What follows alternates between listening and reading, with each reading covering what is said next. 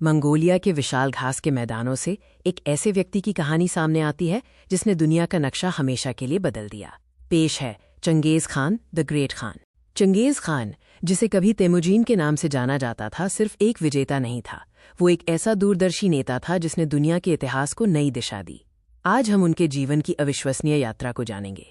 कुछ लोग उन्हें एक क्रूर विजेता मानते हैं जिसने विनाश किया, लेकिन कई उन्हें एक ऐसे नेता के रूप में देखते हैं जिसने बिखरे हुए कबीलों को एकजुट किया और इतिहास का सबसे बड़ा संलग्न साम्राज्य स्थापित किया।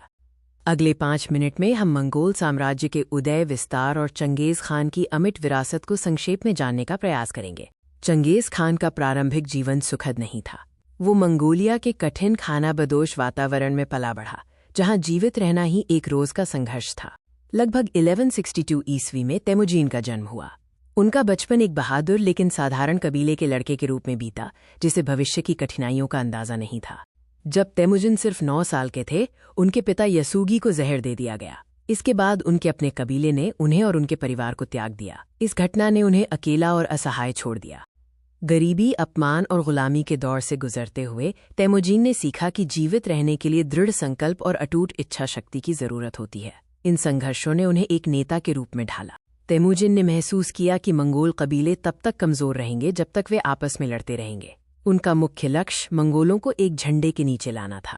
उन्होंने सैन्य कौशल, कूटनीति और व्यक्तिगत करिश्मा का उपयोग करके प्रतिद्वंद्वी कबीलों को पराजित किया या उन्हें अपने साथ मिला लिया। उनकी सेना में योग्यता को प्राथमिकता दी गई, न कि वंश को। 1206 ईस्वी में तेमुजिन को एक महान सभा कुरुलताई में चंगेज़ खान की उपाधि दी गई, जिसका अर्थ है सार्वभौमिक शासक। यहीं से मंगोल साम्राज्य की आधिकारिक शुरुआत हुई।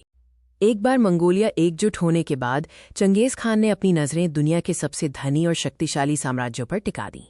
उनके अभियान अद्वितीय गति और शक्ति के लिए जाने जाते थे। चीन के खिलाफ पहला बड़ा अभियान जिन राजवंश के खिलाफ था।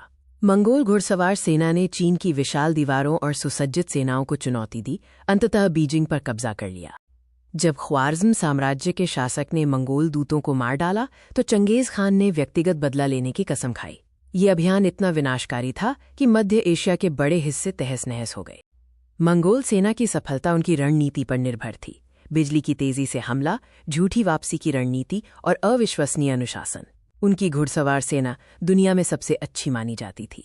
विजय के अलावा चंगेज़ खान एक कुशल प्रशासक भी था। उसने युद्ध के मैदान के बाहर भी अपने साम्राज्य को स्थिरता देने के लिए सुधार किए। उन्होंने यस्सा नामक एक लिखित कानून संहिता बनाई जिसने मंगोलों के सामाजिक, सैन्य और राजनीतिक जीवन को नियंत्रित किया। ये कानून सबके लिए समान था।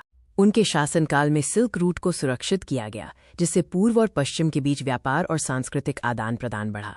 इसे पैक्स मंगोलिका या मंगोल शांति के रूप में जाना जाता है। 1227 में उनकी मृत्यु के समय तक मंगोल साम्राज्य ने एशिया के एक बड़े हिस्से को कवर कर लिया था। उनके वंशजों ने इस साम्राज्य को और भी आगे बढ़ाया, जो इतिहास का सबसे बड़ा संलग्न साम्राज्य बन गया। चंगेज़ खान की विरासत जटिल और बहुआयामी है। उन्होंने एक क्रूर विजेता के रूप में शुरुआत की, लेकिन एक दूरदर्शी साम्राज्य निर्माता के रूप में समाप्त हुए। क्या वो एक क्रूर विजेता था जिसने अनगिनत लोगों को मार डाला? लेकिन क्या वो एक दूरदर्शी नेता था जिसने आधुनिक राष्ट्रों की नींव रखी और विश्व व्यापार को नया जीवन दिया? इसका जवाब भी हाँ है। इतिहास उन्हें दोनों रूप में याद करता है। चंगेज़ खान आज भी मंगोलिया के लिए एक राष्ट्रीय नायक बने हुए हैं। उनकी विरासत शक्ति, एकता और दृढ़ संकल्प का प्रतीक है। उनकी कहानी हमें सिखाती है कि महानता संघर्ष से पैदा होती है और एक व्यक्ति दुनिया को कैसे बदल सकता है। धन्यवाद।